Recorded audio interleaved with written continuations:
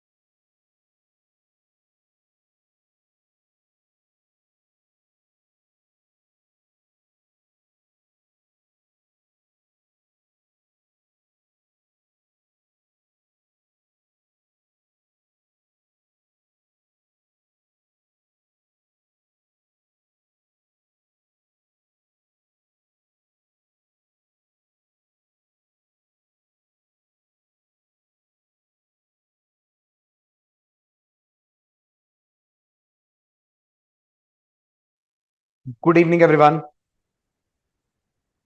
आवाज आ रही है मेरी? सुन पा रहे हैं आप मुझे? कंफर्म करिए please. Am I audible to you?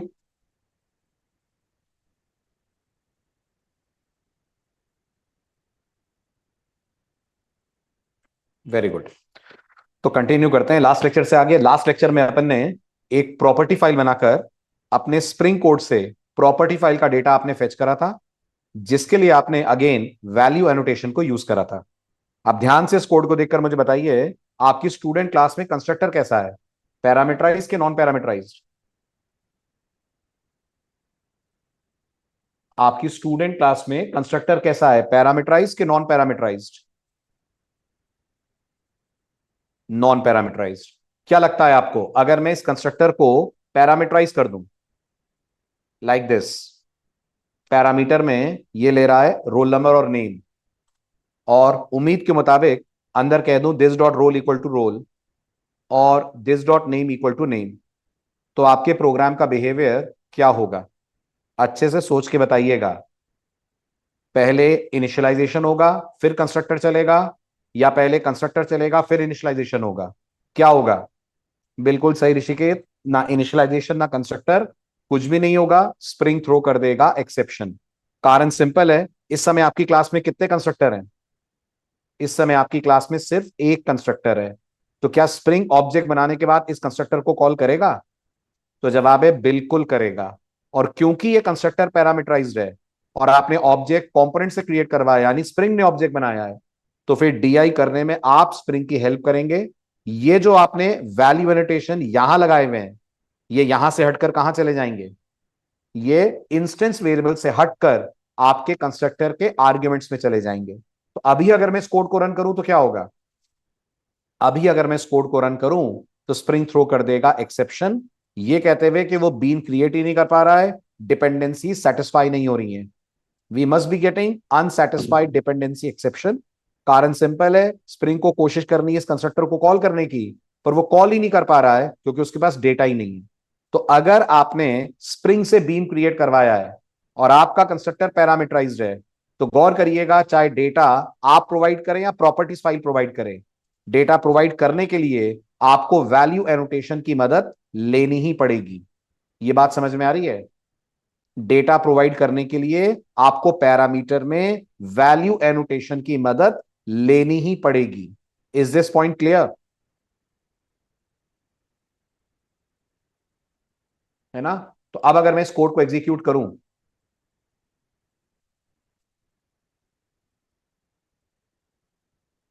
तो अब क्या हमारा बीन प्रॉपरली बन जाएगा? यस, ना सिर्फ बीन प्रॉपरली बन जाएगा बल्कि उसके नेम और रोल नंबर में वैल्यू स्टोर भी हो जाएंगी। सो चीजें बिल्कुल क्लियर है। अगर कंपोनेंट से बीन बना और डीआई आप करवा रहे हैं तो ऑब्वियस सी बात है आपको वैल्यू एनोटेशन कंस्ट्रक्टर के पैरामीटर में देना पड़ेगा। चलो आगे। क्लियर। चलिए अब एक लेते हैं स्पेशल केस। ये बताइए आपकी जो प्रॉपर्टीज फाइल है उसमें आपने कितनी प्रॉपर्टीज सेटअप की हैं। ये जो प्रॉपर्टीज फाइल है इसमें आपने दो प्रॉपर्टी सेटअप की हैं। एक का नाम है स्टूडेंट डॉट रोल, एक का नाम है स्टूडेंट डॉट नेम। और आपने इन दोनों को अपने कंस्ट्रक्टर में रेफर करा है वैल्यू एनोटेशन में। बिल्कुल करा है। क्या आप गेस कर पाएंगे व्हाट कुड हैपन या व्हाट विल हैपन अगर स्टूडेंट डॉट नेम हटा दूं मैं। मेरे पास स्टूडेंट डॉट नेम नाम की कोई प्रॉपर्टी नहीं है पर मैं उसको अपने कोड में रेफर कर रहा हूं। क्या लग रहा है आपको स्प्रिंग क्या करेगा? क्या लग रहा है आपको स्प्रिंग क्या करेगा? तो जवाब बेहद सरप्राइजिंग है। हो सकता है आप पहली बार ये क्वेश्चन सुने तो आपको ऐसा लगे स्प्रिंग नल ले आएगा या आपको ऐसा लगे स्प्रिंग एक्सेप्शन दे देगा। सरप्राइजिंगली स्प्रिंग ऐसा कुछ नहीं करेगा। जब स्प्रिंग को यह दिखेगा कि आपने जो एक्सप्रेशन लिखी है उससे मैच करती हुई कोई प्रॉपर्टी आपकी प्रॉपर्टीज फाइल में नहीं है तो गौर करिएगा वो इस एक्सप्रेशन को ही नेम में असाइन कर देगा। गौर कीजिएगा, वो इस एक्सप्रेशन को ही नेम में कर देगा असाइन। इसका मतलब अब स्टूडेंट का नाम क्या हो जाएगा? इसका मतलब अब स्टूडेंट का नाम क्या हो जाएगा? Very good. नहीं नहीं, पूरा वैल्यू नहीं। अब स्टूडेंट का नाम जो आपने वैल्यू के अंदर एक्सप्रेशन दी है वो हो जाएगा। यही एक्सप्रेशन दी है ना आपने वैल्यू में, डॉलर स्टूडेंट डॉट नेम। ठीक है, ये हो जाएगा।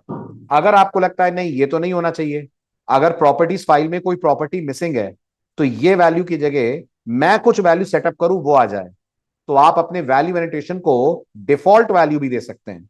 वो कैसे देते हैं? जब आप वैल्यू एनोटेशन यूज कर रहे हो तो जहां आपने स्टूडेंट डॉट नेम लिखा हुआ है वहीं एक कोलन लगाएंगे आप, और कोलन लगाकर यहां कुछ भी लिख दीजिए। मैंने लिख दिया गेस्ट। अब गेस करिए। अब इस लाइन का मतलब यह है कि प्रॉपर्टीज फाइल में अगर स्टूडेंट डॉट नेम प्रॉपर्टी है तो ये प्रॉपर्टी फेच की जाए। अगर ये प्रॉपर्टी नहीं है तो इसकी जगह क्या फेच कर लिया जाए? अगर ये प्रॉपर्टी नहीं है इसकी जगह फेच कर लिया जाए गेस्ट। तो अब जो हमारा स्टूडेंट बनेगा उसका नाम क्या होगा? अब जो हमारा स्टूडेंट बनेगा उसका नाम क्या होगा? बिल्कुल ठीक। अब जो हमारा स्टूडेंट ऑब्जेक्ट बनेगा, rather than having dollar student dot name it will be having guest as the string. लेकिन ये तभी तक होगा जब तक यहां प्रॉपर्टी नहीं है। अगर मैं वापस आशीष यानी स्टूडेंट डॉट नेम ले आऊं तो क्या अभी भी गेस्ट होगा? नहीं, अब वो वैल्यू आएगी जो आपकी प्रॉपर्टीज फाइल के अंदर है। सो डू रिमेंबर, आप वैल्यू एनोटेशन को डिफॉल्ट वैल्यू देकर भी अपना बीन क्रिएशन करा सकते हैं। ठीक है, वैल्यू एनोटेशन से रिलेटेड तीसरी बात करते हैं। इमेजिन करिए, let me go for this example too. Imagine करिए जो हमारा स्टूडेंट बीन है इसके अंदर हमने सब्जेक्ट्स भी रखे हैं। ये जो हमारा स्टूडेंट बीन है ना, इमेजिन करिए इसके अंदर हमने स्टूडेंट के सब्जेक्ट्स भी रखे हैं, और सब्जेक्ट एक नहीं मल्टीपल है। ठीक है, तो मुझे बताइए अगर मल्टीपल सब्जेक्ट हैं तो जावा में बेस्ट तरीका क्या है? मान लीजिए फिजिक्स केमिस्ट्री मैथ्स ये तीन सब्जेक्ट हैं, तो जावा में क्या करते हो आप मल्टी वैल्यू रखने के लिए?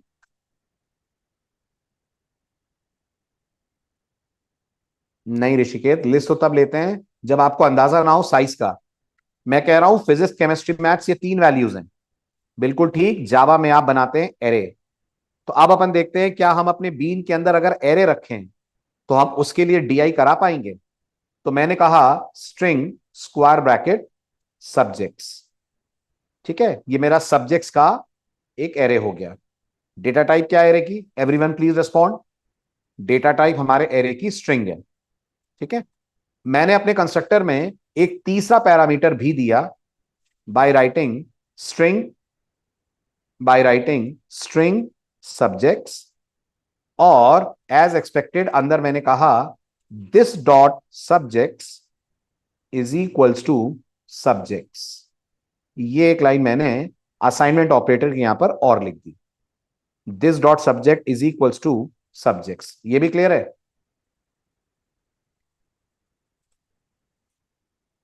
ठीक। अब सवाल ये है कि ये जो मैंने थर्ड पैरामीटर लिया है, इसमें डेटा कहां से आएगा? तो स्प्रिंग का कहना है अगर आप चाहें तो इसका डेटा आप प्रॉपर्टी में लिख सकते हो, और जैसे स्प्रिंग रोल नंबर उठा रहा है, जैसे वो नेम उठा रहा है, वैसे वो सब्जेक्ट्स भी उठा लेगा।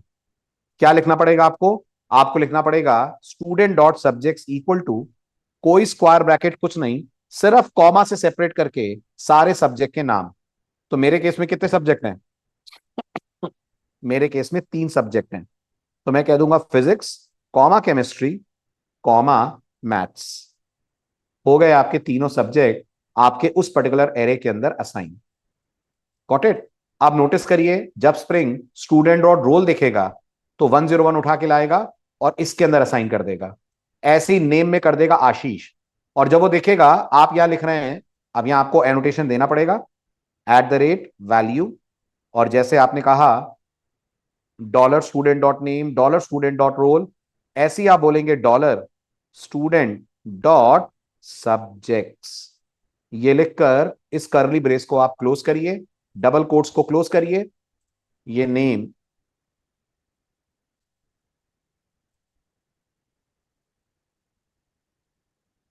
यहां पर इसको करिए आप एड ऑन। ठीक है, अब क्या होगा? अब स्प्रिंग को समझ में आ रहा है कि उसको ये वैल्यू रोल नंबर के लिए रखनी है। Let me save this. ये वैल्यू रोल नंबर के लिए रखनी है, ये वाली वैल्यू रखनी है नेम के लिए, और ये वाली वैल्यू रखनी है फॉर सब्जेक्ट्स। हाँ, @वैल्यू, ये हो गया हमारा पैरेंथेसिस, इंट रोल, ये तो ठीक आ रहा है। फिर आ रहा है एक और @वैल्यू, ओके, फॉलोड बाय, हाँ, data type is missing so it has to be string name. ठीक है, सेव इट। और ये आपके एरे का नाम क्या है? स्ट्रिंग सब्जेक्ट्स है। अंदर आ जाएगा this draw subjects is equals to subjects. ये मेरा एरे, ओके, वहां मैंने एरे का सिंबल मिस कर दिया है, so I have to make use of square bracket here also. ठीक है, अब आप जब रन करेंगे तो आपके इस पर्टिकुलर सब्जेक्ट्स एरे के अंदर प्रॉपर्टीज फाइल से सारे सब्जेक्ट उठकर असाइन हो जाएंगे। ठीक है, और डिस्प्ले में डिस्प्ले करूंगा तो हो जाएंगे शो। क्या कहना है आपका? अगर मैं डिस्प्ले में जाकर बोलूं सब्जेक्ट्स कोलन प्लस सब्जेक्ट्स, तो शो हो जाएंगे? पक्का? श्योर? अच्छा ठीक है, लेट्स रन दिस एंड सी क्या होता है। तो मैंने कोड रन करा,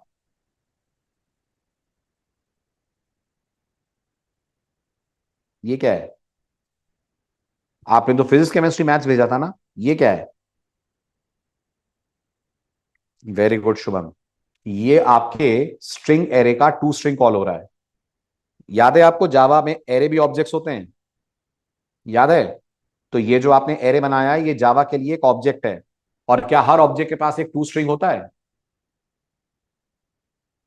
ना? तो इस एरे के पास भी टू स्ट्रिंग है। ध्यान रखिएगा ये स्ट्रिंग नहीं है। कंफ्यूज मत होइएगा कि ये स्ट्रिंग होगा ना, ये स्ट्रिंग नहीं, स्ट्रिंग का एरे टाइप का ऑब्जेक्ट है। This is not a string object, this is a string array object. तो अब अगर आप चाहते नहीं मुझे एक्चुअल स्ट्रिंग मिलनी चाहिए, फिजिक्स केमिस्ट्री मैथ्स, तो आपको याद होगा, आपने कलेक्शंस में पढ़ा होगा, जावा के पास एक एरेज नाम की क्लास है। उस एरेज नाम की क्लास के पास we have a method called to string. आप इस एरेज नाम की क्लास का टू स्ट्रिंग मेथड कॉल कीजिए, और टू स्ट्रिंग को क्या असाइन कर दीजिए? टू स्ट्रिंग को असाइन कर दीजिए आपका ये स्ट्रिंग वाला एरे। तो अगर आप इसको असाइन कर देंगे सब्जेक्ट, तो ये मेथड आपके सब्जेक्ट्स एरे के अंदर जाकर एक एक स्ट्रिंग उठाएगा और कॉमा से सेपरेट करके आपको दिखा देगा, और स्क्वायर ब्रैकेट और लगा देगा आउटपुट को थोड़ा प्रेजेंटेबल बनाने के लिए। क्लियर? चलूं आगे? समझ आया? Great, very good. अब जैसे आप एरे इंसर्ट कर सकते हैं, उतनी ही आसानी के साथ आप इंसर्ट कर सकते हैं लिस्ट। यानी अब अगर मैं अपने कोड में जाऊं, छोटा सा एक चेंज करूं, और वो चेंज ये होगा, instead of creating array of strings I will be creating a list of strings. तो मैं कहूंगा लिस्ट स्ट्रिंग सब्जेक्ट्स। जल्दी बताइए आप, सब्जेक्ट्स कौन है, एरे या लिस्ट? ग्रेट, अब ये लिस्ट है। तो अब जो मेरा थर्ड पैरामीटर है उसकी डेटा टाइप स्ट्रिंग सब्जेक्ट की जगह लिस्ट सब्जेक्ट होगा। अब जो मेरा थर्ड पैरामीटर है उसकी डेटा टाइप स्ट्रिंग सब्जेक्ट की जगह लिस्ट सब्जेक्ट होगा, और यहां भी मुझे टाइप सेफ लगाना पड़ेगा क्योंकि मैं चाहता हूं जो लिस्ट आए वो स्ट्रिंग्स की लिस्ट आए, अंदर का कोड मेरा सेम रहेगा। दूसरी बात, अब आपको एरेज डॉट टू स्ट्रिंग की आवश्यकता नहीं है, अब आप सीधे सब्जेक्ट लिखेंगे तब भी आपको आउटपुट मिल जाएगा। बस सवाल यह है कि ये जो लिस्ट है ये जावा में इंटरफेस है या जावा में क्लास है?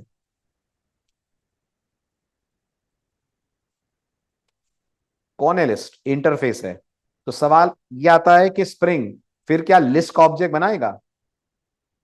क्योंकि एक्चुअल में तो यहां ऑब्जेक्ट चाहिए ना असाइन करने के लिए। तो स्प्रिंग क्या करेगा? स्प्रिंग क्या करेगा आपके हिसाब से? तो स्प्रिंग इज स्मार्ट इनफ, वो लिस्ट का नहीं, लिस्ट की चाइल्ड क्लास का ऑब्जेक्ट बनाएगा। एनी गेसेस वो चाइल्ड क्लास कौन होगी? वो चाइल्ड क्लास होगी एरे लिस्ट। स्प्रिंग लिस्ट की चाइल्ड क्लास का ऑब्जेक्ट बनाएगा and that child class will be array list. और हम पता कर सकते हैं कि स्प्रिंग ने एरे लिस्ट का ऑब्जेक्ट बना के भेजा है। यस, बिल्कुल कर सकते हैं। पता करने के लिए आपको याद होगा जावा में हर क्लास के पास एक मेथड होता है जिसका नाम होता है गेट क्लास। ठीक है, उस मेथड को कॉल करिए, आपको पता लग जाएगा सब्जेक्ट की क्लास क्या है। तो आप लिखेंगे subjects colon plus subjects, right, बल्कि दिस डॉट सब्जेक्ट बोलते हैं अपन, this dot subjects dot get class dot get name. In case you are interested in obtaining the name of the object जो यहां पास हुआ है, आप यहां लिख देंगे this dot subject dot get class dot get name. तो आपको उस डेटा टाइप का नाम मिलेगा जिस तरह का ऑब्जेक्ट बनाकर स्प्रिंग ने यहां पर पास करा होगा। तो अब अगर इस कोड को रन करा जाए तो अपन को आउटपुट में देखने को मिल जाएगा Java dot util dot array list. हुआ क्लियर?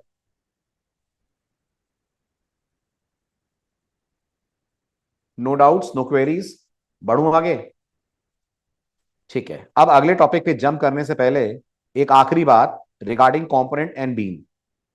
आप जब एट द रेट कॉम्पोनेंट लगाकर कोई बीन ऑब्जेक्ट क्रिएट करते हैं, जब आप किसी क्लास पे एट द रेट कॉम्पोनेंट लगाते हैं, तो पहली बात तो बताइए बीन आप बनाते हैं या बीन स्प्रिंग बनाएगा? अगर मैंने एक स्टूडेंट क्लास बनाई, शॉर्ट में एसटीडी लिख रहा हूं, इसके ऊपर मैंने लिख दिया एट द रेट कॉम्पोनेंट, तो क्या इसका बीन मुझे बनाना होगा या इसका बीन स्प्रिंग बनाएगा? तो जवाब है स्प्रिंग बनाएगा। और कितने बीन ऑब्जेक्ट बनाएगा स्प्रिंग इसके? तो जवाब है सिर्फ एक बनाएगा, और वो एक भी सिंगलटन होगा। ठीक है, अगर आपको लगता है नहीं मुझे इसके मल्टीपल ऑब्जेक्ट चाहिए पर सिंगलटन चाहिए, कंफ्यूज मत होइएगा। सर मल्टीपल ऑब्जेक्ट का मतलब तो प्रोटोटाइप होता है। मल्टीपल ऑब्जेक्ट का मतलब प्रोटोटाइप तब होता है जब हम चाहते हैं हम स्कोप प्रोटोटाइप करें। मैं स्कोप अभी भी रखूंगा सिंगलटन, पर मैं चाहूंगा ऑब्जेक्ट मल्टीपल बने। वैसे इसकी जरूरत आपको नहीं पड़ेगी, पर अगर पड़ रही है तो ये काम आपके लिए कंपोनेंट नहीं करेगा। ये काम आप तभी कर पाएंगे जब आप यूज करेंगे एट द रेट बीन। एक एक बात मेरी दोबारा सुनिएगा। अगर आप eight the rate component use करते हैं और आप किसी भी क्लास का ऑब्जेक्ट स्प्रिंग को बनाने को देते हैं, तो स्प्रिंग इसका एक ही ऑब्जेक्ट बनाएगा और वो भी सिंगलटन बनाएगा। हालांकि अगर आप स्कोप प्रोटोटाइप कर देते हैं तो स्प्रिंग मल्टीपल ऑब्जेक्ट बनाएगा, पर फिर स्प्रिंग उन्हें मैनेज नहीं करेगा, उनकी लाइफ साइकिल मैनेज करने की जिम्मेदारी आपकी होगी। अगर अपन चाहते हैं कि नहीं हमको इस क्लास का ऑब्जेक्ट मल्टीपल बनवाने हैं पर सिंगलटन बनवाने हैं, मतलब मैं चाहूंगा दो ऑब्जेक्ट बने, तीन ऑब्जेक्ट बने, सब सिंगलटन ऑब्जेक्ट्स हो, पर वो स्प्रिंग मेरे लिए बनाए, तो ये काम आपके लिए एट द रेट कॉम्पोनेंट नहीं करेगा, ये काम आपके लिए करेगा एट द रेट बीन। ठीक है, अब वो कैसे कर पाएंगे अपन? डिफरेंस क्या है फिर प्रोटोटाइप और इसमें? बहुत बढ़िया सवाल है। गेस करो शुभम, डिफरेंस क्या होगा? डिफरेंस ये होगा कि जब तुम इस ऑब्जेक्ट को क्रिएट करोगे डेटा अलग अलग रख पाओगे, जबकि जब तुम प्रोटोटाइप बनाते हो तो वैल्यू सेम होती हैं। याद करो, जब तुम प्रोटोटाइप बनाते हो तो वैल्यू सेम होती हैं। भूल रहे हैं आप लोग?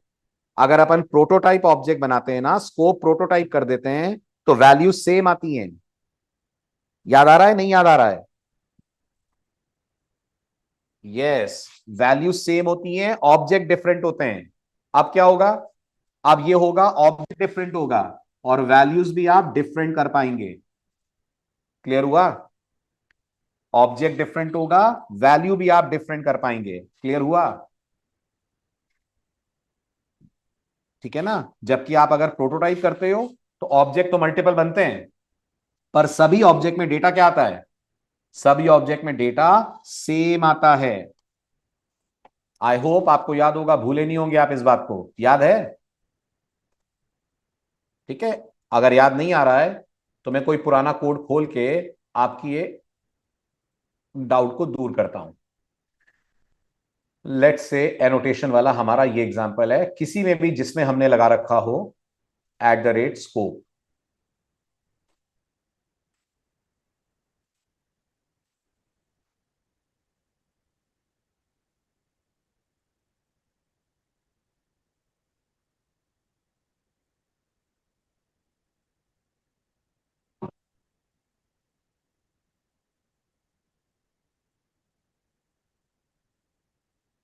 ये देखिए, यहां स्कोप प्रोटोटाइप है कार के साथ,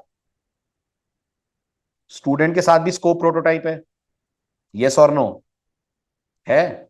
अगर मैं अपनी ऐप क्लास में जाता हूं और मैं S1 S2 दो स्टूडेंट बनाता हूं, ये दोनों स्टूडेंट अलग अलग ऑब्जेक्ट हैं कि सेम ऑब्जेक्ट हैं?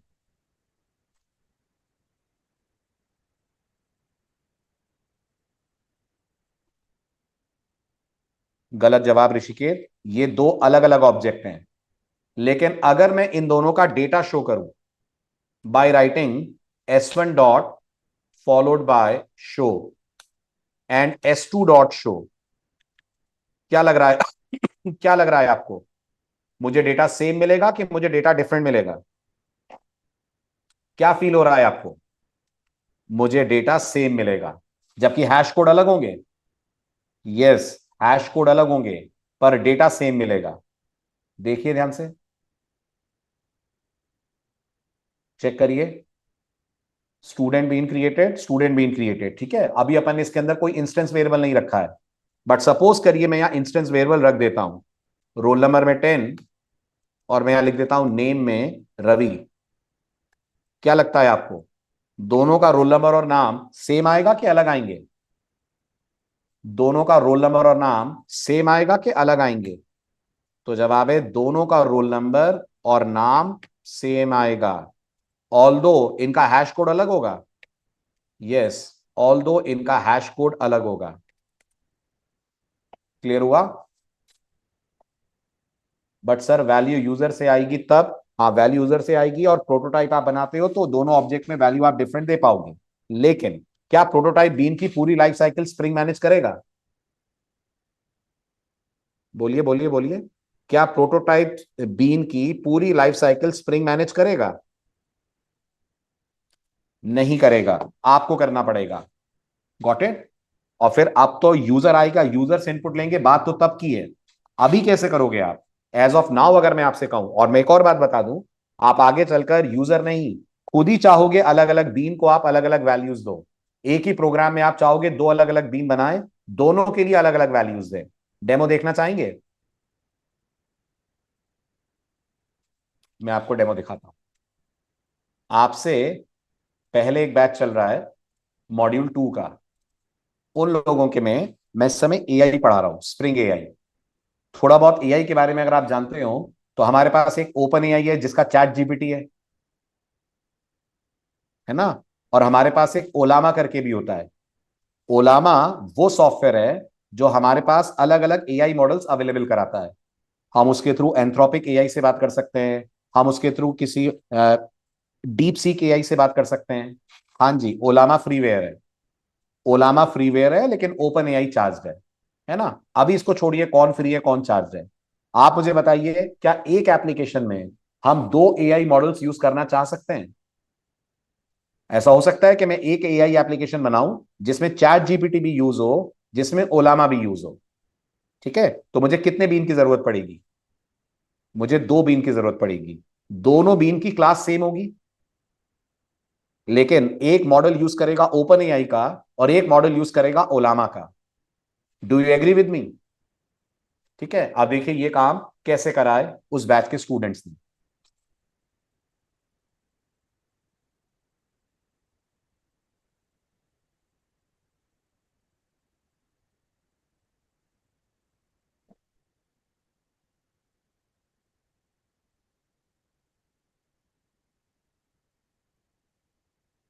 देखिए, आपको यहां पर @बीन लगा हुआ दिखेगा। चैट क्लाइंट कॉन्फ़िग में दिख रहा है @बीन, दिख रहा है। दोनों मेथड्स की रिटर्न टाइप क्या है? दोनों मेथड्स की रिटर्न टाइप चैट क्लाइंट है। इसका मतलब सेम क्लास, करेक्ट। लेकिन एक रिटर्न कर रहा है ओपन एआई का ऑब्जेक्ट, एक रिटर्न कर रहा है ओलामा का ऑब्जेक्ट। अब मेरी जरूरत के मुताबिक मैं स्प्रिंग से चाहूं तो इसको इंजेक्ट करवा लूंगा, चाहूं तो इसको इंजेक्ट करा लूंगा। ये एक एग्जांपल है जहां आपको @बीन 2 बार लिखना पड़ेगा। दूसरा, जब आप स्प्रिंग सिक्योरिटी पढ़ेंगे, स्प्रिंग सिक्योरिटी नाम से अंदाजा लग रहा होगा, आपकी एप्लीकेशन के सारे सिक्योरिटी फीचर स्प्रिंग हैंडल करेगा। तो स्प्रिंग के पास सिक्योर करने के कई तरीके होंगे। आप कहेंगे तो spring secure user name password के थ्रू कर देगा, आप कहेंगे तो स्प्रिंग सिक्योर ईमेल से कर देगा, आप कहेंगे तो JWT से कर देगा। तो कोई एक तरीका आपको चुनना पड़ेगा मल्टीपल ऑप्शंस में से। उसके लिए भी आप यूज करेंगे @bin। कुछ कुछ आ रहा है समझ में?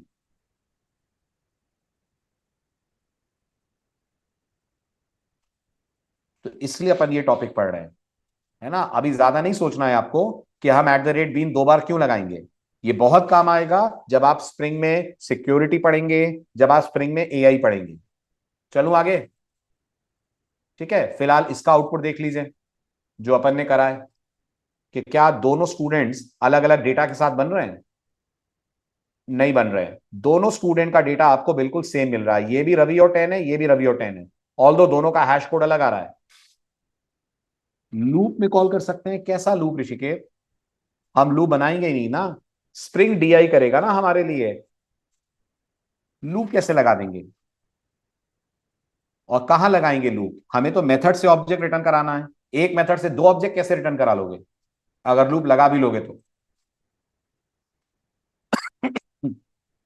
ठीक है, चलूं आगे। तो अभी ज्यादा मत सोचो, अभी बस इस टॉपिक को पढ़ो कि अगर आपको अपनी क्लास के मल्टीपल बीन्स बनवाने हो तो कंपोनेंट से नहीं बनेंगे। किससे बन जाएंगे? कंपोनेंट से नहीं बनेंगे, किससे बन जाएंगे? @बीन से बन जाएंगे। अगर आप @बीन एनोटेशन यूज करोगे तो बन जाएंगे multiple object. Simple, we'll create one method and then @bean method inside the other method। मैं नहीं समझा। मतलब टोटल कितने मेथड्स बनाने की बात हो रही है ऋषिकेश? टोटल 2 मेथड्स बनाएंगे आप, तो लूप कहां लगाएंगे आप? एक में लूप लगा के उसके अंदर से दूसरे को कॉल करेंगे, ऐसा? अच्छा, तो फिर रिटर्न किसको, किसके ऑब्जेक्ट को करोगे? दोनों ऑब्जेक्ट रिटर्न कर दोगे एक ही मेथड से? याद करो, याद करो। लिस्ट मेंटेन करोगे और स्प्रिंग को लिस्ट रिटर्न करोगे, और स्प्रिंग को ये बोलोगे कि लिस्ट में से बीन निकालो और जहां चाहिए वहां पास कर दो, ऐसा? ये कैसे पॉसिबल होगा? चलो मैं आपको एक रियल वर्ल्ड सिनेरियो देता हूं।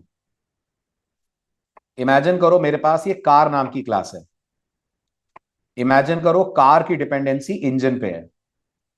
किस पे है कार की डिपेंडेंसी ऋषिकेश? कार की डिपेंडेंसी इंजन पे है। क्या चांसेस हैं कि इंजन हमारे पास अलग अलग तरह के हो? For example petrol engine, for example diesel engine, for example CNG engine. Possible है? ठीक है, आप सोचो जो तुम्हारी कार क्लास है उसमें तुम एक कंस्ट्रक्टर बनाते हो कार, जो पैरामीटर में क्या लेगा ऋषिकेश? इंजन की लिस्ट लेगा कि एक इंजन लेगा? एक इंजन लेगा ना। कॉमन सेंस भी तो यही कहता है ना कि one car one engine. Yes और नो?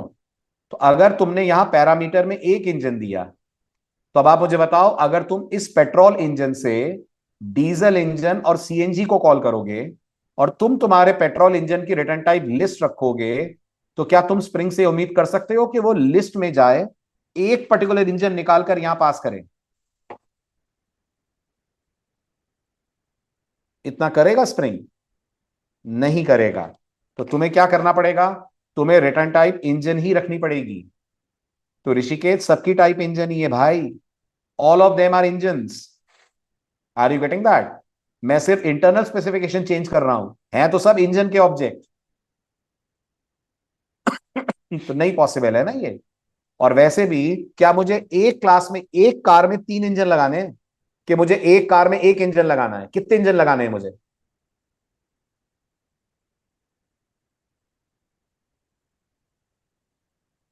एक कार में मुझे एक इंजन लगाना है, अभी केस ये है। लेकिन अगर तो फिर तुम्हारा कंस्ट्रक्टर 2 पैरामीटर लेगा, ऐसा करना पड़ेगा तुम्हें।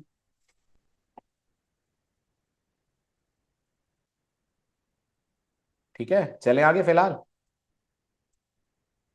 चलो अब बढ़ते हैं आगे। So coming back to my topic, तो अब हम क्या करने जा रहे हैं? अब हम ये सीखने जा रहे हैं कि अगर हम at the rate bean use करें तो क्या हम एक ही क्लास के मल्टीपल ऑब्जेक्ट बनवा पाएंगे?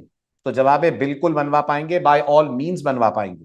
बट वो कैसे बनवा पाएंगे ये समझने की जरूरत है। और ये समझने के लिए let's go for another example.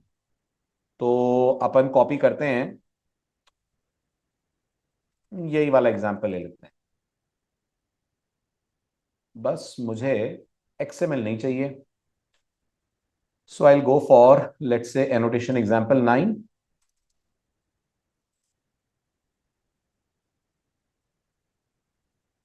और मे बी प्रॉपर्टीज वाला ही ले लेते हैं, चलिए। नाम चेंज करके कुछ और रख देंगे। तो मैंने इसको कॉपी करा, कॉपी करके मैंने इसको पेस्ट करा, और मैंने इस पे नाम दिया मल्टीपल बीन्स एग्जाम्पल। ठीक, कॉपी। अब ये जो मल्टीपल बीन्स एग्जाम्पल है हमारा, इसमें चलते हैं। ठीक, और इसमें चलकर ये हमारी स्टूडेंट क्लास है। सिंपल कर देता हूं मैं स्टूडेंट क्लास को, सिर्फ रोल नंबर और नाम रख रहा हूं मैं। ठीक, और यहां से मैं सब हटा देता हूं, क्योंकि गौर करिएगा, जब एट द रेट बीन से ऑब्जेक्ट बनेगा तो डीआई कौन करेगा? जब एट द रेट बीन से ऑब्जेक्ट बनेगा तो डीआई करना किसकी ड्यूटी, किसकी जिम्मेदारी? हमारी जिम्मेदारी। ठीक है, और इसमें हम एट द रेट वैल्यू से कोई सपोर्ट नहीं मांग सकते हैं। एट द रेट वैल्यू का सपोर्ट आपको तब मिलता है जब डीआई आप स्प्रिंग से कराते हैं। अभी डीआई आपको करना है। तो पहले तो बताइए, स्टूडेंट क्लास क्लियर है सबको? क्लियर है? ठीक है, इस पे से कंपोनेंट हटा दूं, क्योंकि अब हम एट द रेट बीन से ऑब्जेक्ट बनाने वाले हैं। यस, कंपोनेंट भी हटा दीजिए। अब याद करिए, एट द रेट बीन वाले मेथड्स आप कहां बनाते हैं? याद करिए, एट द रेट बीन वाले मेथड्स आप कहां बनाते हैं? तो जवाब है आप कॉन्फिग में बनाते हैं। तो मैं कॉन्फिग में आता हूं और पहला मेथड बनाता हूं, जिसकी रिटर्न टाइप में रखता हूं स्टूडेंट। मेथड का नाम मैंने रखा student1। ठीक है, अंदर मैं लिखूंगा रिटर्न न्यू स्टूडेंट, और यहां से मैंने पास करा 101 कॉमा दीपक। ये मेरा फर्स्ट स्टूडेंट बीन क्रिएट होगा। ऐसे ही मैं एक और मेथड बनाऊंगा, नाम ऑफ कोर्स उसका डिफरेंट डिफरेंट होगा। student2 हो जाएगा, ये 102 हो जाएगा, और यहां आ जाएगा मान मान लीजिए रवि। बट ये दोनों मेथड स्प्रिंग तब तक कॉल नहीं करेगा जब तक इसके ऊपर आप क्या ना लगाएं। वेरी गुड, जब तक इसके ऊपर आप ना लगाएं बीन एनोटेशन। तो मैंने कह दिया यहां भी एट द रेट बीन, यहां भी at the rate bean. Properties file को यूज हम लोग कर नहीं रहे हैं, तो प्रॉपर्टीज फाइल से रिलेटेड एनोटेशन में हटा रहा हूं। ठीक, और वो हमारा ये प्रॉपर्टी सोर्स है, इसकी हमें जरूरत नहीं है। इनफैक्ट प्रॉपर्टी फाइल भी मैं ड्रॉप कर दे रहा हूं, ये भी मैंने हटा दिया। ठीक है, ये है मेरे पास मेरी ऐप पैकेज में ये मेरे पास यूज स्टूडेंट। अब इन दोनों बीन को ऑब्टेन करने के लिए मुझे क्या कहना पड़ेगा? इन दोनों बीन को ऑब्टेन करने के लिए मुझे क्या कहना पड़ेगा? Everyone please respond. इन दोनों बीन को ऑब्टेन करने के लिए मुझे मेथड के नाम से बीन एक्सेस करना पड़ेगा। मेथड का नाम क्या है? एक का नाम है student1 और एक का नाम है student2। तो मैंने इसे कॉपी करा student1 के नाम से, इसे कॉपी करा student2 के नाम से। क्लियर है?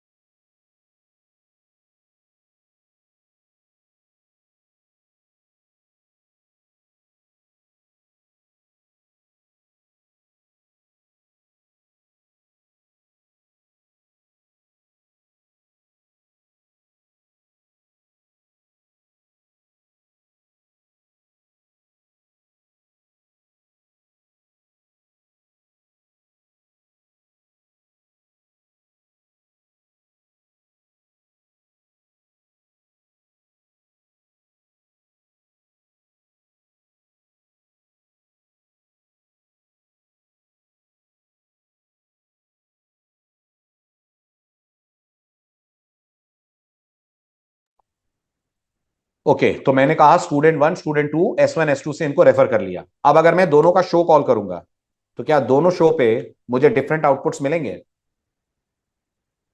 बिल्कुल, दोनों शो पे आपको डिफरेंट आउटपुट्स देखने को मिलेंगे। Career run, you can see, एक में आ रहा है दीपक और 101, एक में आ रहा है रवि और 102। तो स्प्रिंग ने कितने बीन बनाए आपकी क्लास के? स्प्रिंग ने आपकी क्लास के 2 बीन बनाए। Got it? 2 सिंगलटन बीन उसने क्रिएट करे। Got it? स्कोप अभी भी सिंगलटन है। यस, जब तक आप स्कोप नहीं देंगे स्कोप प्रोटोटाइप होगा ही नहीं कभी। डिफॉल्ट स्कोप सिंगलटन ही रहेगा। तो स्प्रिंग अभी भी इनको एज सिंगलटन बना रहा है, लेकिन बना रहा है 2 बीन्स। हुआ क्लियर? बढ़ा जाए आगे? चलिए, अब लेते हैं अगला टॉपिक। इससे पहले कि मैं आपको ऑटो वायर्ड पढ़ाऊं, स्प्रिंग ने एक छोटी सी लैंग्वेज हम लोगों के लिए बनाई है, जिसकी मदद से हम वो कर सकते हैं जो अभी तक आप स्प्रिंग में नहीं कर पा रहे थे।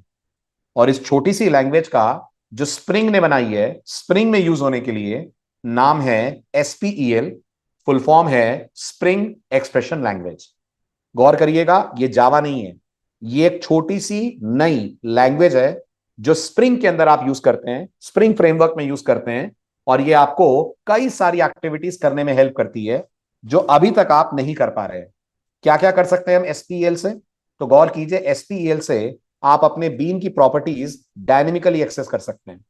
आपको लग रहा होगा सर डायनेमिकली प्रॉपर्टी एक्सेस कर सकते हैं, इसका मतलब यह है कि इमेजिन करिए मेरे पास एक कार बीन है, ठीक है? इमेजिन करिए मेरे पास एक इंजन बीन है।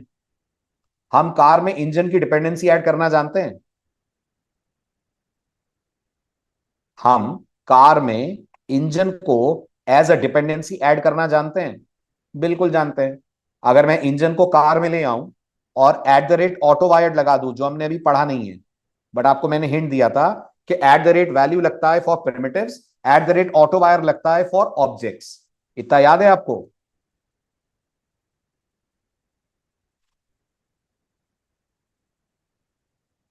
ठीक है, बट मुझे ये नहीं करना है। मुझे ये करना है कि ये जो कार है ना, इसके अंदर एक इंस्टेंस वेरिएबल है जिसका नाम है पावर। ये जो इंजन है ना, इसके अंदर एक इंस्टेंस वेरिएबल है जिसका नाम है हॉर्स पावर। दोनों के पास एक एक इंस्टेंस वेरिएबल है। मैं चाहता हूं इस हॉर्स पावर की वैल्यू इस पावर में असाइन हो जाए। इसको हम बोलते हैं एक्सेसिंग बीन्स डायनेमिकली। मतलब हमारे पास 2 बीन होंगे, कार और इंजन, और हम स्प्रिंग से बोलेंगे कि वो हॉर्स पावर की वैल्यू उठाए और पावर के अंदर असाइन कर दे। दिस इज समथिंग जो आप अभी तक नहीं कर पाते थे, अब कर पाएंगे। दूसरी चीज, इमेजिन करिए मेरे पास एक क्लास है बैंक। बैंक के अंदर जी एक बीन अपनी प्रॉपर्टी का इनिशियलाइजेशन दूसरे बीन की प्रॉपर्टी से करवाएगा। अभी आई बात समझ? चलूं आगे? Very good. अब हमारे पास दूसरा केस है। अब हमारे पास एक बैंक नाम की क्लास है। इस बैंक नाम की क्लास के अंदर एक डबल टाइप का मेंबर है, rate of interest. Rate of interest, मान लीजिए इस रेट ऑफ इंटरेस्ट में मुझे पाई की वैल्यू असाइन करनी है। क्या पाई जावा के पास एक स्टैटिक मेंबर है ना? और वो मुझे नहीं करना है। आप ये ना सोचे कि सर आप इक्वल टू करके लिख दीजिए मैथ डॉट पाई, वो नहीं करना मुझे। मुझे ये काम स्प्रिंग से करवाना है। मैं स्प्रिंग को बोलना चाहूंगा कि मैथ क्लास का पाई मेंबर उठा के लाओ और यहां पर असाइन कर दो। ये भी आप अभी तक नहीं कर पा रहे हैं। और ये भी आपके लिए कौन करेगा? ये भी आपके लिए करेगा SPEL। ऐसे ही आपको मैथ क्लास का पाव मेथड कॉल करना है। आपको मतलब स्प्रिंग से करवाना है। ये भी आप करेंगे यूजिंग SPEL। आपको अपने बीन प्रॉपर्टी के ऊपर कोई कंडीशन लगाकर इनिशियलाइजेशन करना है। ये भी आप करेंगे with the help of SPEL।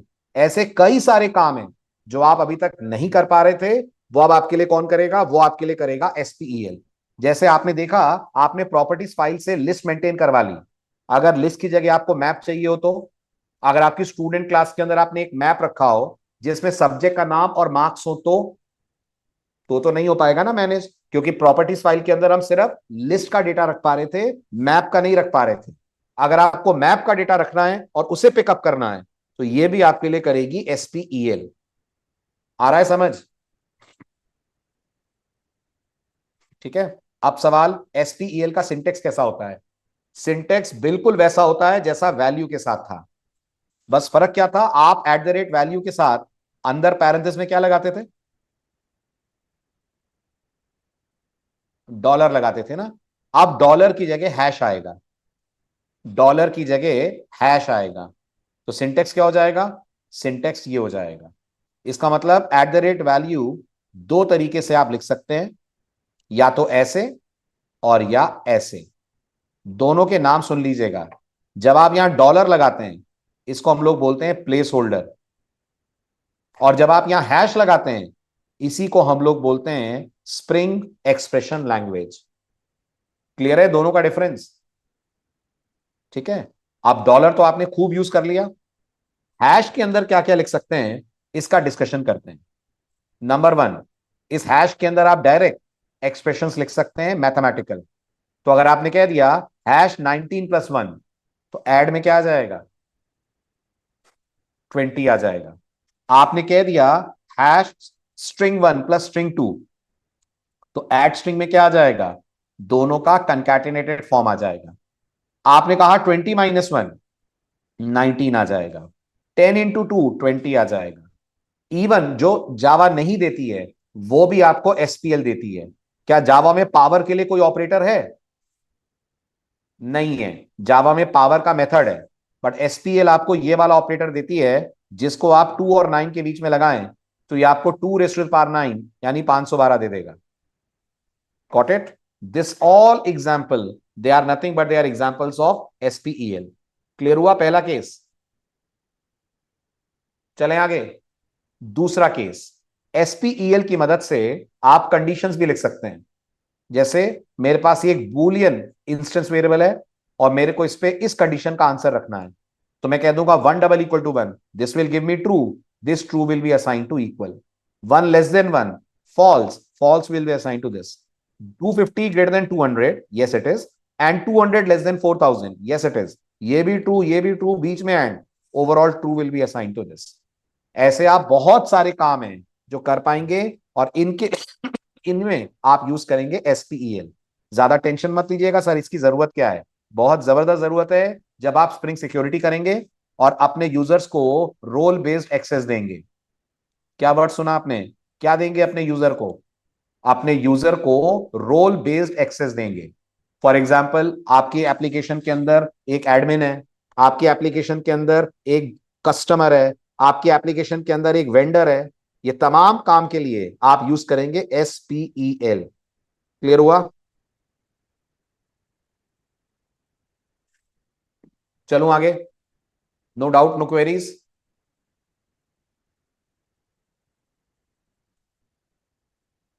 Done, very good. इसी तरह से आप टर्नरी ऑपरेटर भी एसपीईएल के अंदर लगा सकते हैं। ये जो आपको दिख रहा है, दिस इज टर्नरी। तो 2 1 से बड़ा है, तो जवाब है हाँ, 2 1 से बड़ा है, कंडीशन ट्रू होगी, आपके रिजल्ट में ए आ जाएगा। ठीक है। अब आपको दिखाता हूं और एसपीएल की एक और पावर, और वो प्रैक्टिकली दिखाता हूं आपको। मैं भी आपसे बात कर रहा था, हम एसपीएल की मदद से अपने कोड के अंदर पाई की वैल्यू रख सकते हैं। ठीक है, now let's try this. Copy, paste, और यहां मैंने कहा spring expression language SPEL example 1। Copy. ठीक, ये हमारे पास स्प्रिंग एक्सप्रेशन लैंग्वेज आ गई। अंदर मैंने एक सिंपल सा बीन ऑब्जेक्ट बनाया। लेट्स से मेरे बीन का नाम है कैलकुलेटर। ठीक, मेरे कैलकुलेटर के अंदर, कैलकुलेटर बीन के अंदर, ये तो मैंने लिख दिया @component। तो स्प्रिंग इसका तो बीन बना देगा। बट मैं ये भी चाहूंगा कि कैलकुलेटर के अंदर मैंने एक प्राइवेट डेटा मेंबर रखा है, प्राइवेट डबल एक्स। इसकी वैल्यू मेरे को पाई से इनिशियलाइज करनी है। ठीक है, और मेरे पास यहाँ एक शो मेथड है, पब्लिक वॉइड शो, जिसमें मेरे को ये एक्स को शो करना है। system.out.println x = +x। ठीक, अभी मुझे बताइए, अभी अगर मैं इस कोड को रन करूं, let me delete rest everything. Config के अंदर ये भी हटा रहा हूं। ठीक है, कंपोनेंट स्कैन में बीन्स बिल्कुल सही है, परफेक्ट है। कंट्रोल शिफ्ट हो, बाकियों का रेफरेंस भी हटेगा। और हमारे ऐप के अंदर मैंने नाम दे दिया, सपोज करिए यूज कैलकुलेटर, यूज कैलकुलेटर, ये मैंने नाम दिया। फिनिश कर, यूज कैलकुलेटर में गए, इस पूरे को उड़ा दिया मैंने। ठीक है, यहां मैंने कैलकुलेटर का रेफरेंस ऑब्टेन करा by writing calculator cal is equals to container dot get bean provided, मैंने कहा कैलकुलेटर डॉट क्लास, ये एक लाइन मैंने और लिखी। एंड फाइनली मैंने क्या कहा, मैंने कहा कैल डॉट शो। ये मेरा कोड है। अभी अगर मैं इस कोड को रन करूंगा तो क्या स्प्रिंग कैलकुलेटर बीन बनाएगा? क्या स्प्रिंग कैलकुलेटर बीन बनाएगा? बिल्कुल बनाएगा। आपके कैलकुलेटर पे आपने एट द रेट कॉम्पोनेंट लिखा है, लेकिन एक्स में वैल्यू क्या आएगी? तो जवाब है जीरो। एग्जैक्टली बोलूं तो 0.0 आएगी। ये 0.0 नहीं चाहिए मुझे, इसकी जगह पाई चाहिए। But I want this insertion should be done by spring, not by me. मुझे नहीं करना है, स्प्रिंग से करवाना है। तो थोड़ा नए टाइप का सिंटेक्स है। सिंटेक्स होगा eight the rate value, parenthesis open, ठीक है, हैश, अंदर करली ब्रेस। ठीक है, अब हैश के बाद आपको लिखना होगा करली ब्रेस के अंदर टी। ये कंपलसरी है। टी आप कब लगाते हैं? जब आप किसी क्लास के किसी स्टैटिक मेंबर को एक्सेस करने जा रहे हैं। ठीक है, तो ये टी बताता है स्प्रिंग को टाइप, और टी का मतलब टी ही है, यहां ए बी सी डी कुछ नहीं आएगा। क्या नाम है आपकी क्लास का जिसके पास पाई है?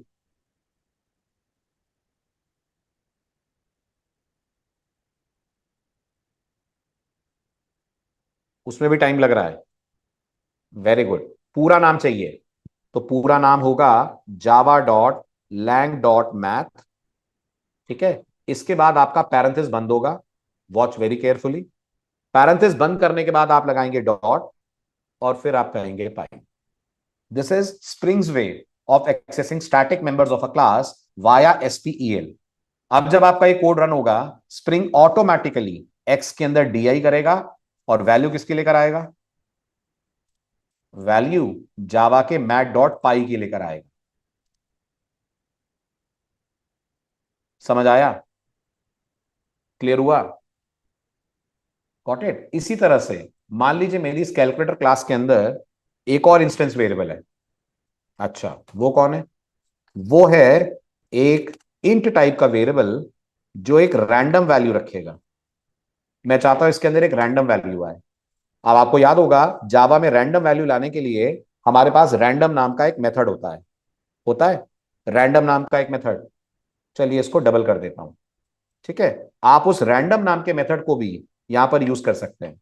ये पाई कौन है? मेथड है, या पाई एक इंस्टेंस, पाई एक स्टैटिक वेरिएबल है? कौन है पाई? तो पाई एक स्टैटिक वेरिएबल है। अब हम कॉल करने जा रहे हैं स्टैटिक मेथड। सिंटेक्स बिल्कुल सेम होगा। कॉपी करिए, कॉपी करके यहां पेस्ट करिए। बस जहां आपने डॉट पाई बोला है वहां क्या बोलेंगे? जहां आपने डॉट पाई बोला है वहां बोल दीजिए डॉट रैंडम। ठीक है, प्रिंट करिए इस रैंडम वेरिएबल को, system dot out dot println random value, यहां भी और यहां भी। नाउ रन द कोड, और आपको डिफरेंस देखने को मिलेगा। इस तरह से आपका प्रोग्राम स्टैटिक मेथड्स को भी एक्सेस कर पाएगा, स्टैटिक वेरिएबल्स को भी एक्सेस कर पाएगा। समझ आया ये भी? ठीक है, अब दूसरा केस इमेजिन करिए। इसी एग्जांपल में मेरे पास एक और बीन क्लास है। उस एक और बीन क्लास का नाम है माई मैथ। ठीक है, इस माई मैथ के ऊपर भी लगा हुआ है एट द रेट कॉम्पोनेंट। ठीक, और इसको मैंने एक निक नेम दिया हुआ है, लेट्स से मैथ ओबीजे। ये इसका ऑल्टरनेट नाम है। इस माई मैथ के पास एक मेथड है जो पैरामीटर में दो इंटीजर्स लेता है और इनका सम रिटर्न करता है। ऐड मेथड क्लियर है आपको? क्लियर है? मेरी कैलकुलेटर क्लास के अंदर एक तीसरा वेरिएबल भी है मेरे पास। उस तीसरे वेरिएबल का नाम है सम, और मैं चाहता हूं इस सम के अंदर इस ऐड मेथड की रिटर्न वैल्यू को मैं रिसीव करूं। मैं यहां बैठकर सम ऐड मेथड को कॉल करना चाहूंगा और सम के अंदर इसकी रिटर्न वैल्यू को मुझे रिसीव करना है। क्लियर है? तो ये आप कैसे करेंगे? अगेन इस पूरे को कॉपी करिए, कॉपी करने के बाद यहां पर पेस्ट करिए। चेंज क्या आएगा इस पे गौर कीजिएगा। एट द रेट वैल्यू रहेगा ही रहेगा, हैश रहेगा ही रहेगा। अब आप जिसे कॉल करने जा रहे हैं, क्या वो स्टैटिक मेथड है? नहीं है। तो एक तो ये टी हट जाएगा, ठीक है। क्लास का नाम हट जाएगा, क्लास के नाम की जगह पर जो आपके बीन का नाम है वो आ जाएगा। आपके बीन का क्या नाम है? Very good. तो यहां आ जाएगा मैथ ओबीजे डॉट, मेथड का क्या नाम है? मेथड का नाम है ऐड। पैरामीटर दे दिया मैंने 1020। अब क्या करेगा स्प्रिंग? अब वो इस पर्टिकुलर मैथ बीन का ऐड मेथड कॉल करेगा, 1020 पास करेगा, जो रिटर्न होगा वो आपके सम में डाल देगा। तो अब अगर मैं इस सम को प्रिंट करूं तो मुझे 1020 का सम भी देखने को मिल जाएगा।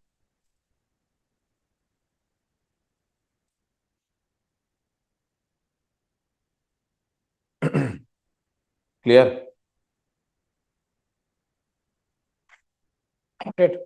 नेक्स्ट, मेरे पास एक और इंस्टेंस वेरिएबल है। वो इंस्टेंस वेरिएबल है Java dot util dot date type का, और मैं चाहता हूं इसके अंदर आज की डेट आ जाए। मेरे पास एक और इंस्टेंस वेरिएबल है, किस टाइप का है? जावा डॉट एसक्यूएल नहीं है, जावा डॉट यूटिल है। और मैं चाहता हूं इसके अंदर आज की डेट आ जाए। अब आप मुझे बताइए, वो जो डेट है क्या वो बीन है? जल्दी क्विक, वो जो डेट है क्या वो बीन है? जवाब है नहीं। वो बीन कहाँ है? वो तो एक नॉर्मल जावा क्लास है जिसका कोई ऑब्जेक्ट अभी तक बना ही नहीं है। सही कह रहा हूं? वो तो एक नॉर्मल जावा क्लास है जिसका ऑब्जेक्ट अभी तक बना ही नहीं है। एम आई राइट? तो आपको कैसे मिलेगा उसका डेटा? स्प्रिंग कैसे ला कर देगा? तो स्प्रिंग आपको इसमें भी हेल्प करेगा। आप यहां लिखेंगे एट द रेट वैल्यू, ठीक, अंदर आप लिखेंगे डबल कोट्स में हैश, हैश के बाद सेम करली ब्रेस, और अब आप खुद यहां पर न्यू से Java dot util, Java dot util dot date का बनाइए ऑब्जेक्ट, और जो आप ऑब्जेक्ट बनाएंगे डेट का वो आपके करंट डेट में असाइन हो जाएगा। अगर मैं यहां पर इस करंट डेट को डिस्प्ले करूं, I will get that date object. इतनी पावरफुल लैंग्वेज है स्प्रिंग की, एक्सप्रेशन लैंग्वेज है ना। और इसकी जितनी जरूरत आपको मॉड्यूल 1 में नहीं पड़ेगी, उससे ज्यादा जरूरत मॉड्यूल 2 में पड़ेगी। मॉड्यूल 1 में पड़ेगी आपको इसकी जरूरत डेटा जेपीए में क्वेरीज लिखने के लिए, और मॉड्यूल 2 में तो सिक्योरिटी में भी पड़ेगी, एआई में भी पड़ेगी, कई जगहों पर आप इसको यूज होता हुआ देखेंगे। अब अगर मैं इसको रन करूं तो मुझे चारों चीजें मिल जाएंगी। जो इनिशियल वैल्यू एक्स की थी पाई वाली वो, रैंडम वैल्यू, सम, और आज की डेट। क्लियर हुआ? ठीक है। लास्ट, आप किसी नॉन बीन ऑब्जेक्ट का नॉन स्टैटिक मेथड भी कॉल कर सकते हैं। किसी नॉन बीन ऑब्जेक्ट का नॉन स्टैटिक मेथड कैसे? इमेजिन करिए, आपके पास एक इंटीजर वेरिएबल y है और आपको इस y में एक रैंडम इंटीजर लाना है। कंफ्यूज मत होइएगा, ये जो आप लाए थे वो रैंडम डबल था, मुझे लाना है रैंडम इंटीजर। तो आपको याद होगा जावा में एक रैंडम नाम की क्लास है, पढ़ी है आपने रैंडम क्लास? शायद आप में से बहुतों ने नहीं पढ़ा होगा इस क्लास के बारे में। इस क्लास से मिलिए पहले। तो मैंने जावा का कंसोल एक्टिवेट करा, जिसको हम बोलते हैं जे शेल, और जावा के कंसोल में आकर मैंने इस रैंडम क्लास का क्रिएट करा object. Random class util package में है, तो मैं कहूंगा Java dot util dot random OBJ is equals to new Java dot util dot random. बन गया रैंडम क्लास का ऑब्जेक्ट। अब इस रैंडम ऑब्जेक्ट के पास एक मेथड है जिसका नाम है नेक्स्ट इंट। नेक्स्ट इंट कहता है आप इसको कोई भी इंटीजर दीजिए, मैंने इसको दिया 100, तो ये 100 के अंदर अंदर आपको एक पॉजिटिव रैंडम इंटीजर रिटर्न करेगा। 100 के अंदर अंदर एक पॉजिटिव रैंडम इंटीजर रिटर्न करेगा। जितनी बार कॉल करेंगे उतनी बार एक रैंडम इंटीजर रिटर्न करेगा। आ रहा है समझ?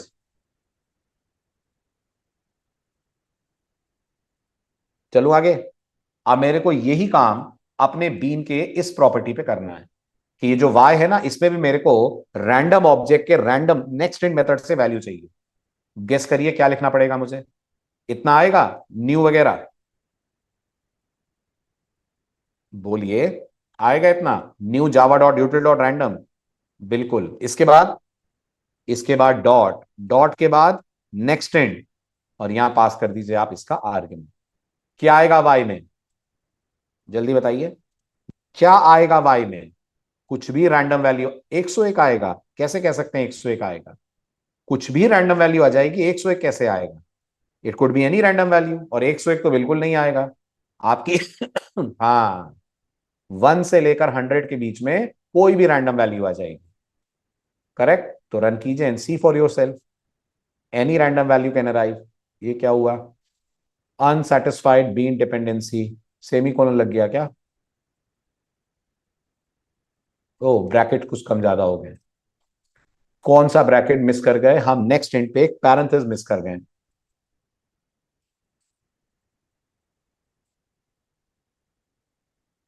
क्लियर? अगली बार रन करूंगा फिर 5 आएगा। This is random. All these activities are done using SPEL। Clear हुआ? ठीक। चलिए, तो ये हुआ हमारा SPEL कंप्लीट। अगले लेक्चर में मिलते हैं अपन ऑटो वायर्ड पे। लेक्चर आपका होगा next Friday, that is 24th। 2 दिन ऑफ है, so will be meeting on 24th of October same time. हाँ जी, एग्जाम्पल्स में सेंड कर दूंगा, don't worry. Wish you all a very very happy and very very safe Diwali. हाँ जी शुभम, भेज दूंगा। अभी तक के कोड मैंने भेज दिए, आज फिर भेज दूंगा सारे। ठीक, bye bye, take care. Happy Diwali, happy Diwali.